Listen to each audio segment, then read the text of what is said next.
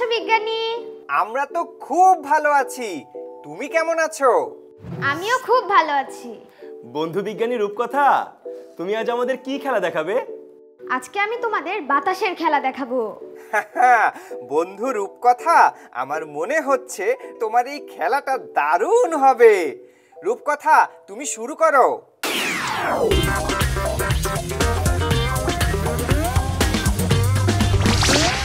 এই বাতাসের খেলাটি দেখাতে আমার কিছু বেলুন লাগবে, একটি স্কচ টেপ লাগবে, একটি কাঁচি লাগবে ও একটি সুই লাগবে। তাহলে এখন আমি শুরু করছি। প্রথমে আমি একটি বেলুন ফুলাবো।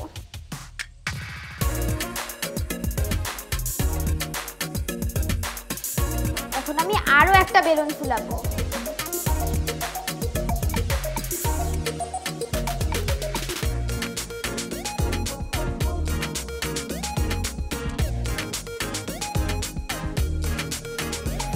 এখন আমি আলপিন দিয়ে একটা বেলুনকে ঠাস করে ফুটিয়ে দিব। দেখেছো, বেলুনটা ঠাস করে শব্দ করে ফেটে গেল। সুইটি বেলুনের গায়ে ছোঁয়া লাগানো মাত্রই বেলুনটি ফেটে গেল। এখন এই আরেকটি বেলুন দিয়ে এই স্কচ টেপগুলো আমি আগেই কেটে রেখেছিলাম, এখন বেলুনের উপরে এগুলো লাগিয়ে দেব।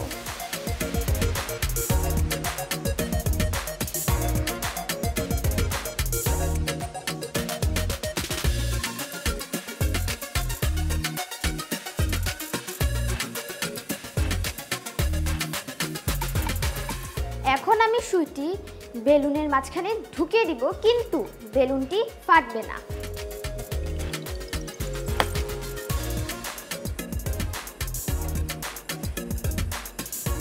হ্যাঁ, দেখেছো বিজ্ঞানী, সুই দিয়ে ফুটো করার পরেও বেলুনটি কিন্তু ফাটেনি। বাহ, অসাধারণ অসাধারণ!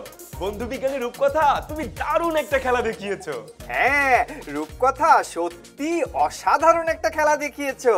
রূপকথা, এটা কিভাবে হলো আমি বলে দেই? হ্যাঁ বিজ্ঞানী, বলো।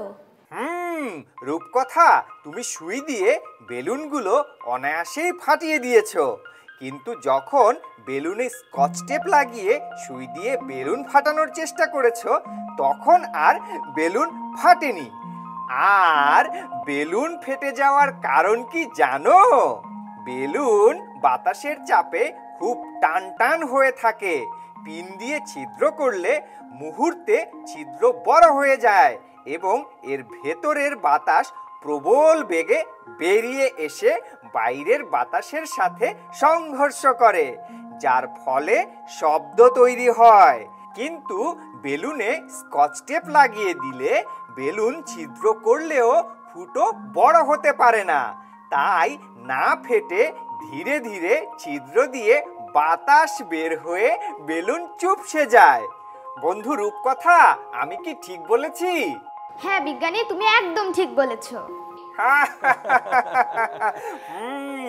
মজার এই খেলাটি তুমি দেখিয়েছো, আমাদের দুজনেরই খুব ভালো লেগেছে। আমার তো খুবই ভালো লেগেছে, দারুণ লেগেছে খেলাটি। অনেক ধন্যবাদ রূপকথা। তোমাকে অনেক ধন্যবাদ বিজ্ঞানী। বন্ধু বিজ্ঞানী রূপকথা, তোমার সঙ্গে আবার দেখা হবে, তখন মজার মজার এমন আরো খেলা দেখবো। তুমি ভালো থেকো বন্ধু, বিদায়। হ্যাঁ, ভালো থেকো। হ্যাঁ, আবার দেখা হবে। বিদায় বিজ্ঞানী।